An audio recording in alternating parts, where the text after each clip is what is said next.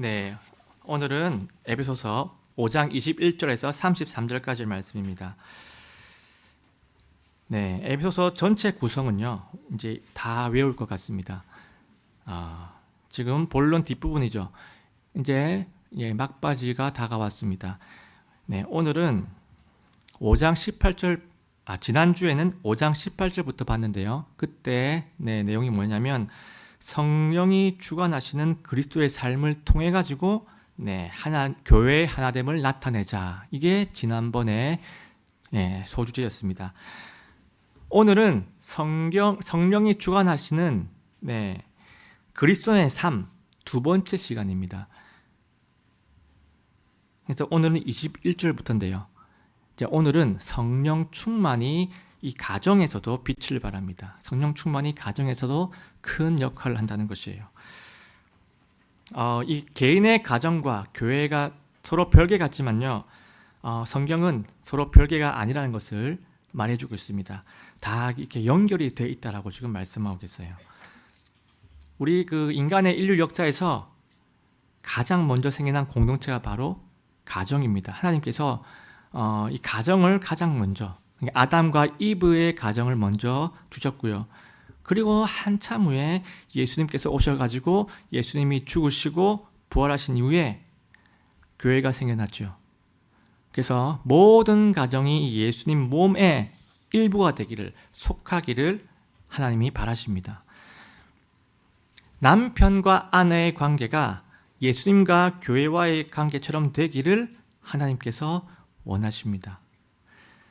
부부의 구성 원리하고 예수님과 교회의 구성 원리하고 서로 같아야 한다고 지금 성경은 말씀하고 있어요. 그것이 하나님의 뜻이라고 오늘 본문이 말을 합니다. 그런데 이 부부 사이의 관계하고 예수님과 교회 사이의 관계하고 같아지려면요, 이것은 성령 충만이 필요하다는 것이에요. 그래서 오늘 본문은요, 지난 시간에 이어가지고 성령 충만함을 받아가지고 지금 하나됨을 계속 이렇게 이루어 나가야 한다. 이 메시지를 계속 지금 선포하고 있습니다. 이 부분은요, 인간의 이 본성이라든지 아니면 인간의 인격을 가지고 이루기는요, 너무나 힘든 부분이라는 것이에요. 우리 속에 있는 것으로 그것을 이루기가 참 쉽지가 않습니다. 자, 그러면 5장 21절부터 한번 들어가 보겠습니다. 하나님을 두려워하는 가운데 서로에게 복종하라. 자, 이 구절은 지난번에 설교의 마지막 구절이었고 이게 결론이었습니다. 그러니까 최초의 순종을 가지고 성령 충만함을 받고, 그래서 성령 충만하면은 서로에게 복종할 수 있다. 그러니까 서로에게 복종해라. 이런 식으로 마무리를 지었습니다. 그리고 나서 이제 사도 바울은 가정으로 지금 초점을 확 모으고 있습니다. 고대 사회 때 이 가정은요, 지금과는 좀 다른 구성을 가지고 있습니다. 세 가지 구성들로 고대 사회 가정이 이루어져 있어요. 첫 번째가 남편과 아내고요. 두 번째가 부모와 자녀입니다. 그리고 세 번째가 주인과 종이죠. 우리한테는 이 세 번째가 조금 특별하게 보이죠. 지금은 거의 없기 때문에. 자, 이러한 구성 때문인지 모르겠지만요, 이 오늘 본문 이후로부터 나오는 내용들이 남편과 아내, 그 다음 부모와 자녀, 마지막으로 주인과 종, 이런 내용들이 기록이 쭉 되어 있습니다. 자, 오늘은 남편과 아내 부분만 한번 살펴보도록 하겠습니다. 22절, 23절입니다. 아내들아, 너희 남편에게 복종하기를 주께 하듯 하라. 이는 남편이 아내의 머리됨이 그리스도께서 교회의 머리되심과 같기 때문이라.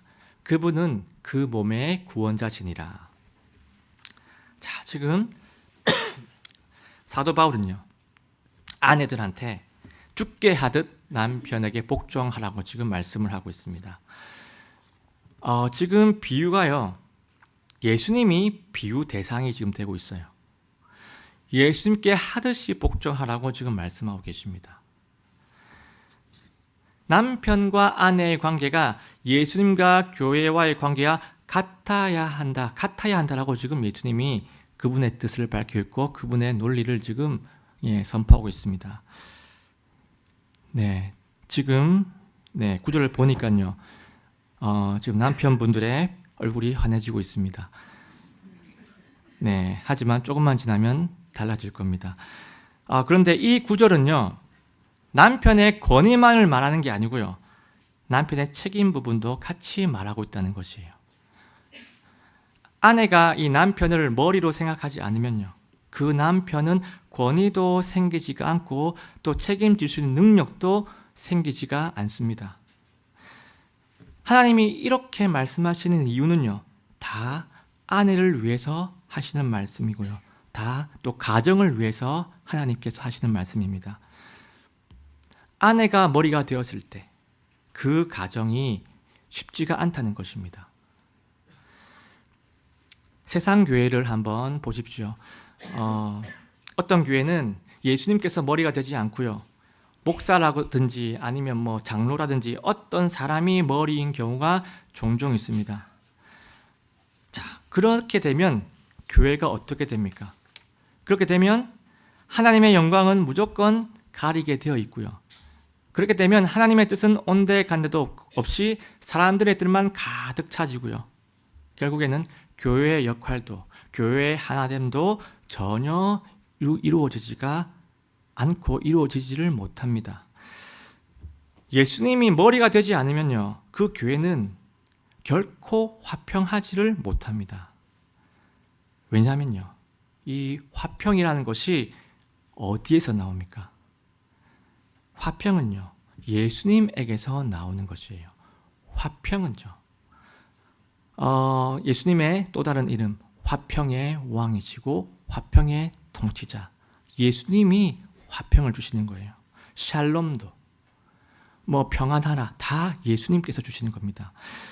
예수님이 교회의 머리가 되지 않으면요, 그 교회는 주의 화평을 누리는 것이 결코 쉽지가 않습니다. 그리고 또 예수님이 머리가 되지 않으면요, 그 교회의 질서도 세워지기가 어렵습니다. 이 질서라는 것이요, 이 공동체에게 중요한데요, 이게 왜 중요하냐면요, 질서가 권위를 부여하고 또 질서가 동시에 책임을 부여하기 때문입니다. 질서는요, 권위와 책임 이 둘 다를 공동체에게 딱 배치를 시켜주기 때문에 이 질서라는 것이 중요한 것입니다. 권위라는 것이 뭐냐면요, 내가 가지는 뜻이 공식적인 힘을 갖게 되는 것, 내가 가지고 있는 뜻이 공식적으로 의미를 갖게 되는 것, 이것이 권위의 뜻입니다. 보통 이게 분열이라는 게 일어날 경우가 있는데, 그때 보통 어떨 때 일어나냐면요, 누구의 뜻이 맞느냐, 누구의 뜻이 존중되어야 하느냐, 누구의 뜻이 옳으냐, 이러한 것들의 질서가 없어가지고 발생하는 것이 바로 분열이라는 것입니다. 질서가 세워지지 않으면요, 내 뜻이 맞니, 너 뜻이 맞니, 우리의 뜻이 맞니, 그런 조정 절차라든지 조정 기준이 없는 거기 때문에 분열이 일어나기가 너무나도 쉽다는 것이에요. 권위를 가진 자는요, 책임이라는 엄청난 대가가 기다리고 있습니다. 그래서 권위를 가진 자는 이 책임 부분 때문이라도 내 뜻으로만 밀고만 갈 수가 없다는 것이죠. 이 다 책임 부분이 있기 때문에. 그래서 다른 사람들의 의견도 들어보고 이것저것 다 고려를 해가지고 최고의 선을 도출하려고 최선을 다합니다. 왜냐? 최고 선에 대한 이 책임 부분이 바로 권위자한테 있기 때문이에요. 그래서 이 공동체는 질서가 있어야지 모든 구성원들이 각자가 스스로 자발적으로 컨트롤하고 내 뜻을 자제를 하고요, 그래서 그 공동체는 하나를 이룰 수가 있습니다. 그런데 이것은요, 가정도 마찬가지라는 겁니다. 하나님이 정하신 질서가 있어야지 화평을 이룰 수가 있습니다. 오늘 본문은 가정에서 남편이 머리이고 아내가 합당한 조력자라고 그 질서를 지금 선포하고 있습니다. 교회에서 예수님이 머리시고 우리는 우리의 몸이 예수님의 몸이기 때문에 그분을 돕는 것처럼 똑같이 지금 설명을 이 가정에게 딱 원리를 적용해서 말씀해 주고 계시는 거예요. 자, 24절 한번 보겠습니다. 그러므로 교회가 그리스도께 복종하듯 그렇게 아내들도 모든 일에 자기 남편에게 복종할지니라. 자, 지금 본문은요, 이 성도들이 예수님을 인정하는 것처럼 아내들도 남편의 권위에 자발적으로 복종하라고 지금 명령을 하고 있습니다. 예를 들면 이런 것이죠. 몸인 우리가 예수님의 머리가 되면요, 그것은 어리석은 생각입니다. 마찬가지로 아내가 남편의 머리가 되면요, 그것도 똑같이 어리석은 생각이라는 것이에요. 아내의 복종은요, 남편에게 굴복하라는 의미가 아니고요, 그리고 그 하위에 있으라는 개념도 아닙니다. 그런 의미도 아니고요, 자발적인 복종을 지금 말하고 있는 겁니다. 내가 스스로 알아서 존중하는 것이고, 내가 지혜로워서 존중을 한다는 것이에요. 굴복당하는 것이 아니에요. 남편에게 권위를 딱 주면서 이 가정의 책임 부분을 남편에게 준다는 겁니다. 남편이 성경대로 가장이 되면 남편 위에는 누가 있습니까? 남편 위에는 예수님이 계시죠. 왜 예수님이 계시는 겁니까? 가장의 권위를 누가 주셨습니까? 예수님이 주셨기 때문이에요. 인사권자가 바로 예수님이시기 때문입니다.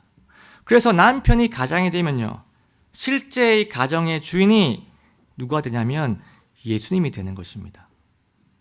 남편은 예수님의 대리 권위자라는 것이기 때문입니다.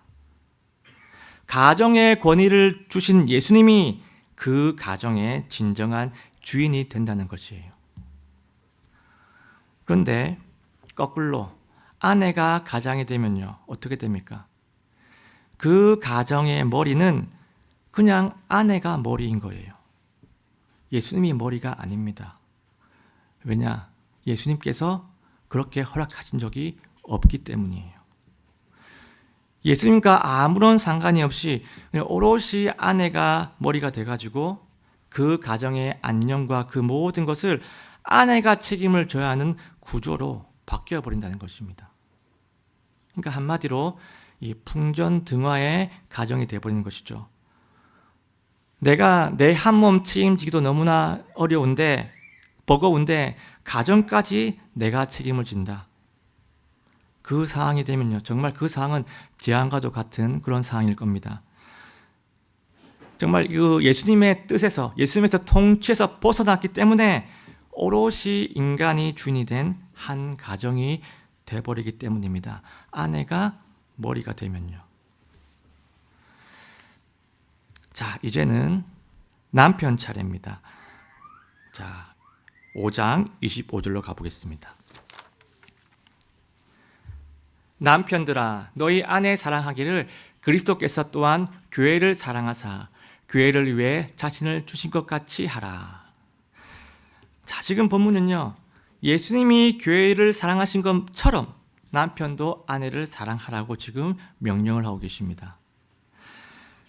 자, 지금 이 구절 바로 앞구절에 어떤 내용이 나오냐면요, 교회가 예수님을 머리로 섬기라고 했는데요, 그렇게 하는 정당성이 무엇일까요? 왜 교회는 예수님을 머리로 섬겨야 됩니까? 그 정당성이 무엇입니까? 그냥 하나님의 뜻이니까, 그냥 특별한 정당성이나 이유 같은 거 없이 그냥 무조건 섬기라고 윽박지르는 그런 상황입니까? 그런 게 아니죠.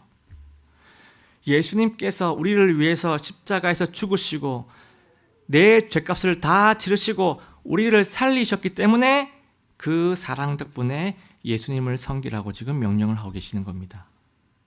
내 생명을 주셨고 만왕의 왕으로 등극하셨기 때문에 주님으로 섬기라고 하시는 거예요. 목숨 바쳐 나를 살리셨기 때문에 산자의 머리가 되시는 겁니다. 우리 예수님이요.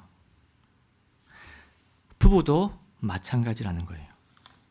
남편이 먼저입니다. 남편이 먼저 아내를 목숨 바쳐 살릴 정도로 사랑하면은 남편이 머리가 되는 것입니다. 다 이유가 있고 다 정당성이 있어야 한다는 것입니다. 남편이 아내를 목숨만큼 사랑하지 않으면요, 머리가 될 정당성이 없다는 말씀입니다. 아내가 남편을 복종할 동기력이 없다는 것이에요. 아내의 머리가 되려면요, 내 목숨만큼은 사랑을 하고 있어야 됩니다. 아내가 죽을 위험에 빠졌을 때 내가 뛰어들어가지고 나는 죽고 아내는 살려내는 그 정도의 마음은 깔려 있어야 된다는 것입니다.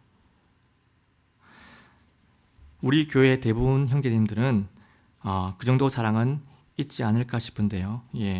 아내를 위해서 내 목숨은 그 정도는 중요하지 않고 다 바칠 정도로 사랑도 있고 또 의리도 있을 거라고 생각을 합니다. 내가 아내를 내 생명만큼 사랑하고 있는가? 나는 죽어도 아내는 살리고픈 그런 마음을 가지고 있는가? 우리 형제님들은 몸이 쇠어지고 몸이 부서질지라도 내 아내, 내 자식들을 위해 헌신할 그러한 예수님의 사랑을 가지고 있을 거라고 믿습니다. 아멘입니다. 이러한 사랑을요, 예수님이 하신 것들을 우리가 기억을 하면서 이게 지금은 가지고 있지만 나중에 또 내가 기분이 나쁘고 감정이 상해지면 또 그렇게 안 되기 때문에 이러한 사랑을 예수님이 우리한테 하신 그 것들을 생각하면서 끝까지 이어나가시기를 간절히 소원하고 간절히 응원하겠습니다. 26절, 27절입니다. 이것은 그분께서 말씀을 통해 물로 씻으며 교회를 거룩히 구별하고 정결하게 하려 하시며 또 그것을 점이나 주름이나 그런 것이 없는 영광스러운 교회로 자신 앞에 제시하려 하심이며 교회가 거룩하고 흠이 없게 하려 하심이라. 자, 지금 구절은요, 무슨 내용이냐면요, 예수님이 죽으신 이유를 지금 밝히고 있습니다. 예수님이 무엇 때문에 죽으셨냐면요, 교회를 거룩하게 하기 위해서 죽으셨다고 지금 말씀하고 있습니다. 자, 지금 본문을 보시면 물로 씻음이 나오죠. 이 물로 씻음이 뭘 의미하냐면요, 죄사함을 의미하는 단어입니다. 그러니까 인간의 죄를 씻는 방법은 없습니다. 다른 게 없고요, 오직 예수 그리스도의 보혈밖에 없습니다. 정말 흠도 없고 점도 없고 죄 없는 사람의 죽음만이 이 사람의 죄값을 치를 수가 있는데요. 그런데 그러한 사람은 이 세상에 죄 없는 사람은 존재하지가 않죠. 그래가지고 하나님의 아들이신 예수님께서 사람으로 오셔가지고 대신 죽으신 겁니다. 성육신 하신 예수님의 죽으심으로 내 죄를 깨끗하게 사해 주셨다는 말씀입니다. 그래서 우리가 예수님을 믿는 것입니다. 예수님이 나의 구원자 하나님이시다, 그 예수님의 존재를 믿는 것, 예수님이 내 죄를 위해서 십자가에서 죽으셨고 다시 살아나셔서 우리에게 새로운 생명을 주셨다, 그 예수님이 하신 일, 그 사역을 믿으면 우리는 거룩함을 받습니다. 이것이 성경이 말하는 구원이라는 것이에요. 그래서 지금 본문의 핵심은요, 이겁니다. 26절, 27절이 뭘 얘기하느냐, 이 부분은 또 뽑기가 쉽지 않은데 딱 이겁니다. 예수님의 희생적인 사랑의 결과는 교회를 거룩하게 하는 것, 이것이 예수님 사랑의 결과입니다. 그리고 이 예수님의 희생적인 사랑의 목적은요, 예수님과 교회가 연합을 이루는 것, 예수님이 머리가 되시고 그리고 믿는 자는 그 예수님의 몸이 되어가지고 연합하는 것, 이게 예수님 사랑의 목적이라는 것입니다. 이 두 가지가 지금 26절과 27절에 핵심입니다. 자, 그러면 28절부터 30절까지 한번 가보겠습니다. 이와 같이 남자들도 자기 아내를 자기 몸같이 사랑해야만 하나니 자기 아내를 사랑하는 자는 자기를 사랑하느니라. 지금까지 어떤 남자도 자기 육체를 미워한 적이 없고 오히려 그것을 보살펴 자라게 하며 소중히 여기기를 주께서 교회를 위해 하시는 것처럼 하나니 이는 우리가 그분의 몸과 그분의 살과 그분의 뼈들에 속한 지체들이기 때문이라. 아멘입니다. 지금 본문은요, 교회가 예수님의 몸인 것처럼 아내도 남편의 몸이라고 지금 말씀을 하고 있습니다. 창세기를 보면 이 내용이 나오죠. 아담과 이브가 연합을 해가지고 한 몸을 이루었다고, 한 몸이 되었다고 지금 말씀을 성경에서 하고 있습니다.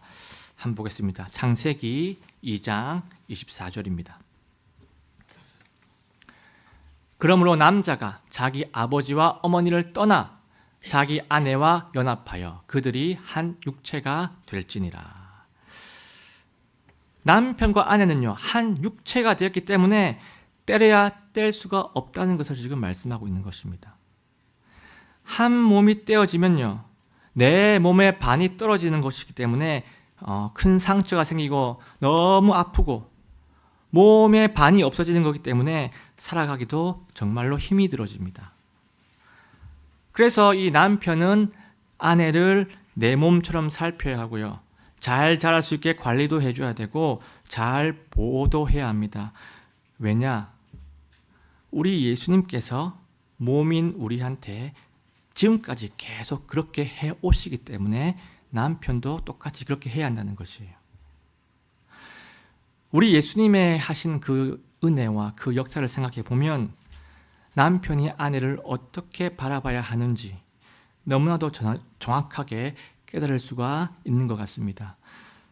이 부분에서 저도 참 많은 것을 느꼈고요, 많은 것을 배웠습니다. 예수님을 생각하면 이렇게 해야 되겠구나 라는 것을 많이 느끼게 해주는 그런 귀한 구절이었던 것 같습니다. 자, 이제 31절과 32절입니다. 이런 까닭으로 남자가 자기 아버지와 어머니를 떠나 자기 아내와 결합하여 그들 둘이 한 육체가 될지니라. 이것은 큰 신비니라. 그러나 내가 그리스도와 교회에 대하여 말하노라. 자, 지금 사도 바울은 우리가 아까 살펴봤던 창세기 2장 24절 말씀을 그대로 지금 인용을 하고 있습니다. 남편과 아내가 예수님과 교회처럼 완전한 한 몸이라는 것을 지금 말하고 있는 거죠. 엄밀하게 얘기하면요, 부모와 자식 간의 관계보다 부부끼리의 관계가 훨씬 더 결속력이 크다는 지금 말씀이에요. 한 육체가 되기 때문에. 내 자식은 한 육체가 아니죠.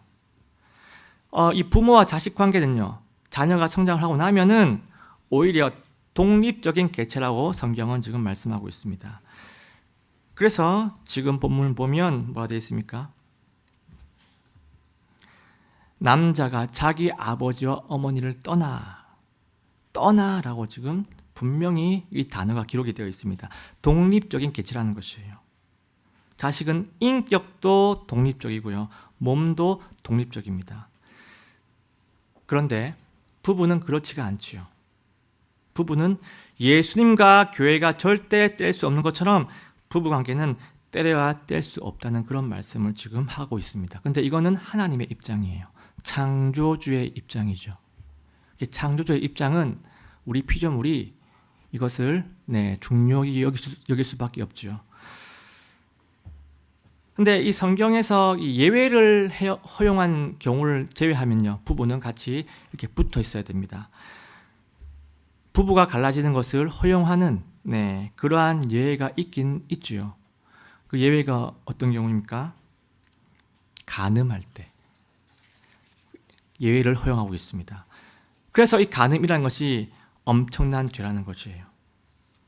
몸을 쪼개는 것을 하나님이 허락해 줄 정도로 너무나 치명적인 고통이라는 것입니다. 이 간음이라는 것이 상대방한테도 그렇고 나 자신한테도 그렇고, 이 간음으로 이혼을 허용하는 경우는요, 허용하는 것은요, 간음을 했으면 무조건 이혼해라, 그런 뜻은 결코 아닙니다.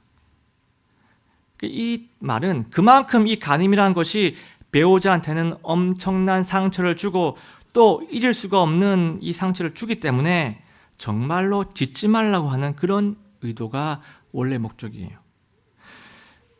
간음을 해도 용서를 할 수 있으면요, 같이 사는 것이 제일로 좋긴 좋습니다.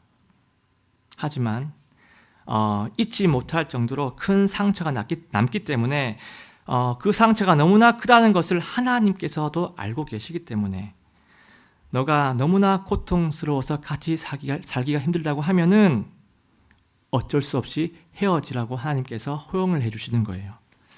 그 상처의 고통을 하나님도 불쌍히 여기시는 것이죠. 그래서 예외적으로 간음할 때는 이혼을 허락해 주십니다.